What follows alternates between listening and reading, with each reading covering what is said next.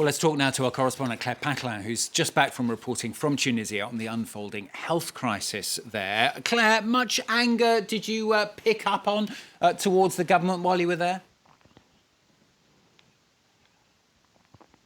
We certainly did, Stuart. I'm going to give you an example of something that caused a lot of anger when we were there. The government, overnight, without giving any warning, decided to suddenly open up vaccines to anyone over the age of 18.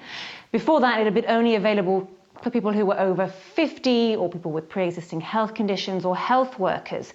Now, in allowing all of a sudden a whole load of people to sort of swarm on vaccine centres, of course, there were huge crowds, there were stampedes, people obviously not respecting social distancing measures at all. And people just said to us, look, this feels like another badly managed example of a kind of government PR stunt. We spoke to one woman in the crowds who was waiting for her vaccine, and she just said that she was disappointed. So certainly a lot of anger, frustration about how this wave of the COVID-19 crisis has been handled. It's worth mentioning that the first wave back in March 2020 was seen as having been well handled in Tunisia. The country locked down early and escaped the worst of the crisis. This time, though, we're looking at around 150 deaths a day.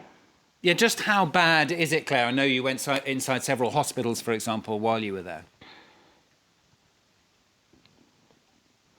Certainly, when we went into the Charles Nicolle hospital in the capital, Tunisia, a public hospital, the scenes in the emergency department were awful. Elderly people crammed into rooms, not enough oxygen to go around. Doctors saying to us, look, we have to make really difficult decisions about who to save. And these are not the kind of decisions that we should be making, we want to be making. So terrible scenes in public hospitals.